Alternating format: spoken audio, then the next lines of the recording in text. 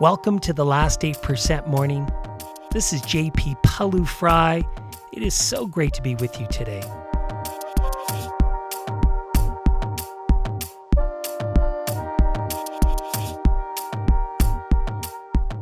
In today's session, do you sometimes get overwhelmed before a big moment and can't think clearly? Do you sometimes have that voice in your head that's filled with doubt before a big moment? Do you wish you walked into your pressure moments with more confidence? This is Performing Under Pressure Week, and we will do our best this week to give you the insights and tools so that you can walk into your big moments with more courage and confidence and deliver under the most intense pressure. Let's walk.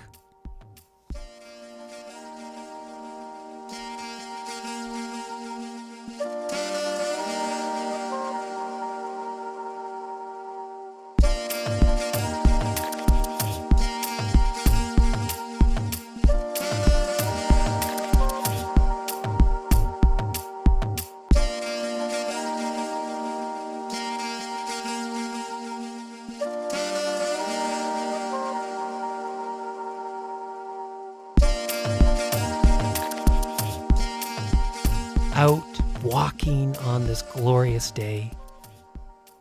We are so fortunate to be alive and to be able to move, or moving as we are able. Feeling our feet on the ground, standing tall, feeling our belly rise and fall.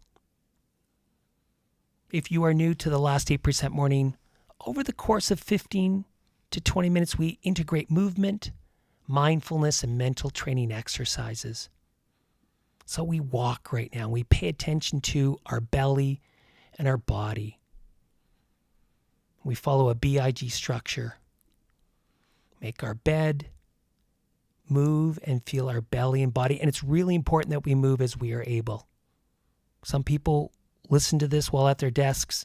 I would say wait until you can do it or don't do it at all. And then we follow one of two I's, idea of the day or identity. And then we follow one of two G's, gratitude or goals. So we're walking right now, being mindful of our body as it's walking and our belly as it rises and falls.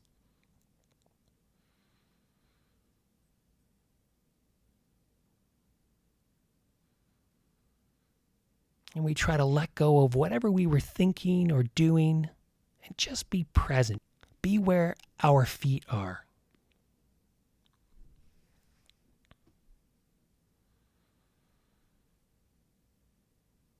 So we're building this muscle of mindfulness so we can be less judgmental, more self-aware in the course of a day. So when we face our more challenging moments, our pressure moments, we can be the best version of ourselves. Not perfect, but the best version of ourselves. And so we're building these skills of emotional intelligence because it's emotions that get in our way.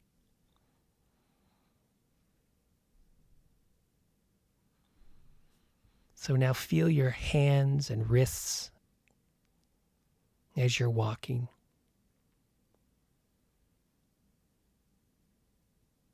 Now feel your head and neck.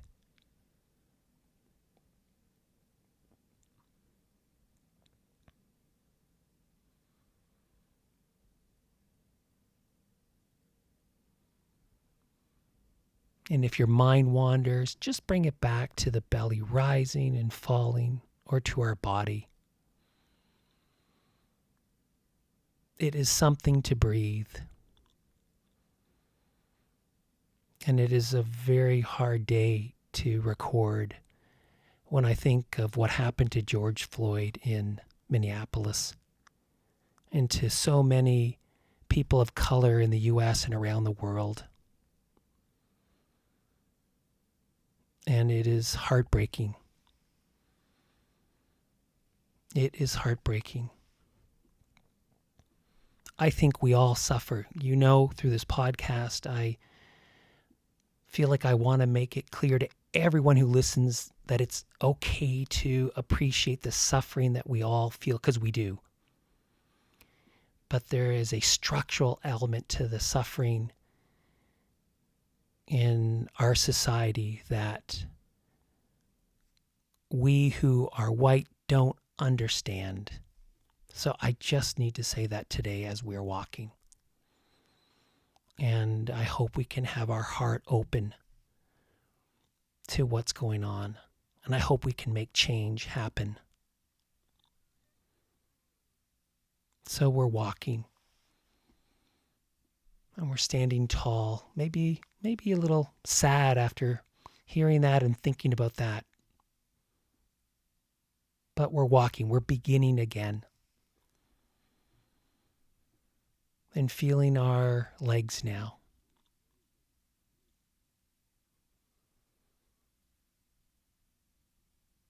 And feeling our belly rise and our belly fall.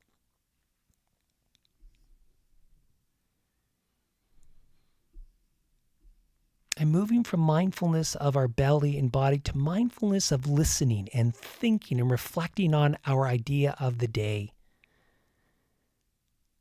which is the first week. This is the first session of the first week of Performing Under Pressure Week. And I want to start with a question. Would you say that some people do better under pressure? That is to say that statistically, they perform at their best when the pressure is on. If you're like the 40,000 people a month that we survey, chances are you probably answered yes to this question. We found over 67% of people believe that some people, the lucky few, perform better in pressure situations than non-pressure situations. And unfortunately, it's just not true.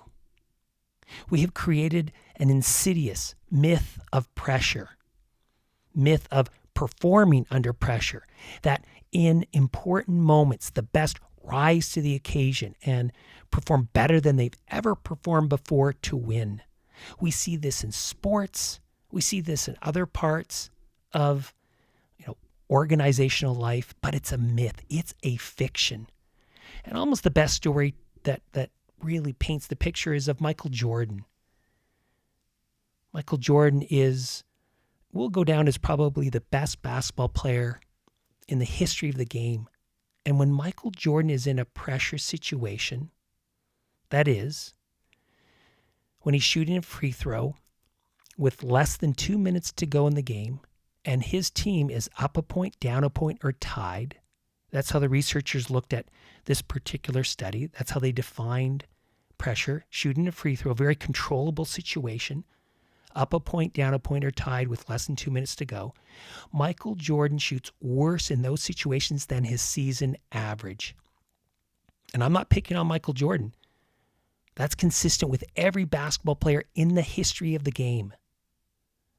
The average for all players in the history of the NBA is they shoot 76% successfully from the free throw line throughout the game, throughout the season, except when they're in this pressure situation of less than 2 minutes, up a point, down a point, or tied. They shoot 69%, statistically speaking, worse than the 76%, which is the average.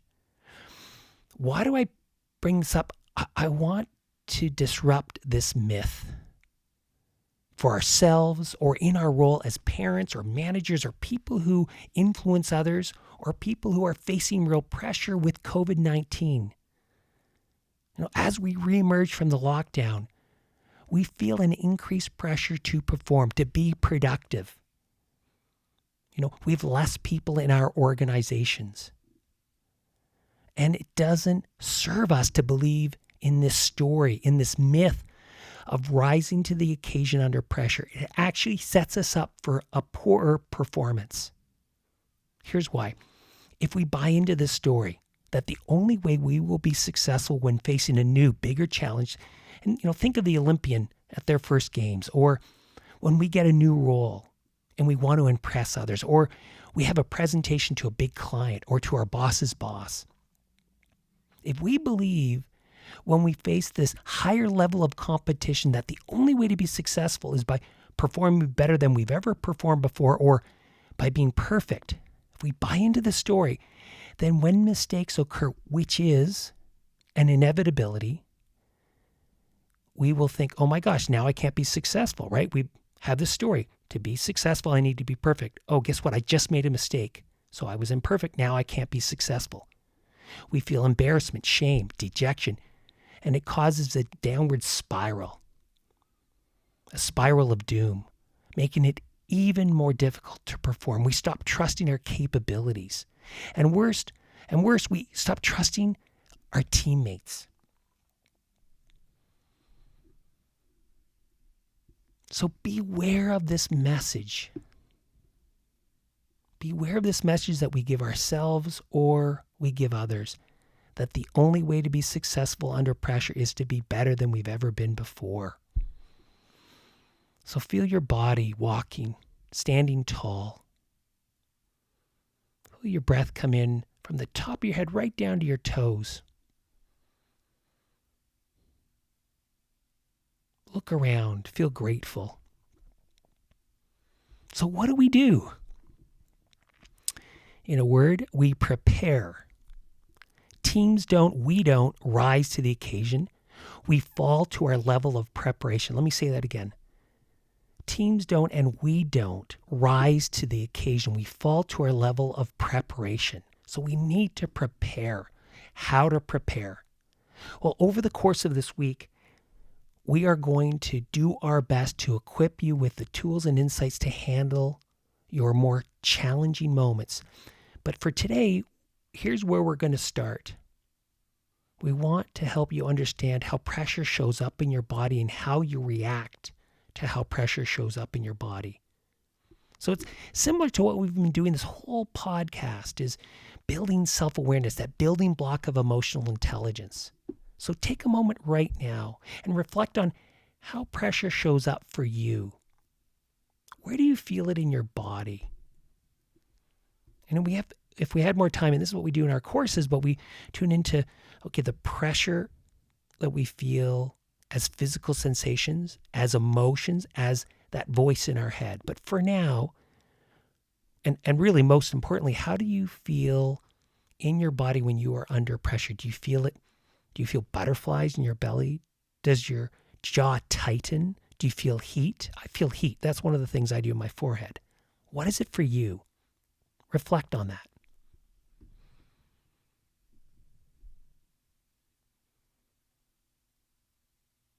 Now that you have it, right? Think of the one place it shows up in your body. Now examine, how do you react when you feel that in your body? Again, you've got the idea of how pressure shows up in your body. It's going to be different for each of us. Now reflect on, how do you react when you feel that physical sensation in your body when you're under pressure? So let me give you a little bit of coloring to this. Many of us react in one of two ways when we feel the physical sensations or the emotions or that voice in our head of pressure. We either have aversion to it and we try to push it away, avoid it. We don't want to feel it. That's one. The other is we get hooked by it. We get caught up in the thoughts. And we awfulize about it and we spin and we get wound tighter and tighter and everything closes in and we can't think straight and we can't perform. So do you push it away and avoid, or do you get hooked and wound up and tightened by it? But either way, we're not able to think straight. We're not able to perform. So as a first tool, what I want to suggest we do is change our relationship to it. So to do this now, when we know how it shows up, when it shows up, don't try and push it away. Befriend it. Welcome it in. Feel the feelings and try not to change it or push it away. When we do this, when we just accept and welcome, we disempower these thoughts and feelings. We will still feel uncomfortable, by the way, but it stops there. We don't react to it and get more tight. We just coexist with it without trying to change it. For the athletes I work with, the way we change our relationship to it is by merely saying, kind of seeing it and saying to ourselves, my body is getting ready to perform. And we know we've been here before, and we know we'll be here again, just like you and I. And we welcome it. And in fact, we see it as a sign that we are really living, really engaged in the moment. And we want to walk towards this pressure and welcome it and enjoy it, literally. These are the moments when we're really alive. And then when we make that inevitable mistake, we are prepared for it. It doesn't throw us off. We don't buy into that story that we need to be perfect, so we don't fall into the cycle of doom. We let it go sooner and erase the residue of that moment, that past moment, from the present moment. This is what Michael Jordan was able to do. He still shot worse than, he did in his season average, but he was less affected by pressure than everyone else. He didn't go into that doom loop. He let go of it sooner. He wanted the ball back sooner. He was able to be more confident. And this is what you and I can do also. But we need to prepare, right? That's why this podcast is, why we need to build this skill little by little, bit by bit. This is drip learning. And if we prepare, as I'm describing here, and as we will during the rest of the week, we will go into our pressure moments looser, not expecting to be perfect. We will let go of the inevitable mistakes sooner, and we will want that ball back sooner as well, right? We'll want to put up our hand in that meeting and not kind of try to shrink away. We will be not a perfect, but the best version of ourselves in that moment. And that is a beautiful thing. I have to tell you, I love my work. I get to work with people who are in these pressure moments, whether at Olympic Games or wherever else. And it's so lovely to see someone who just walks in not expecting to be perfect and having a confidence that they're just going to go for it and not worry too much about how they appear to others or if they make a mistake, and they just go for it. It's so lovely. And you and I can do that as well. So, feeling our body as we're walking, our belly rise and fall. Moving now to goals. What do you want to get done today? Think of 3 big things, or little things, but 3 things that are most important to get done today. What would make it a really good day for you?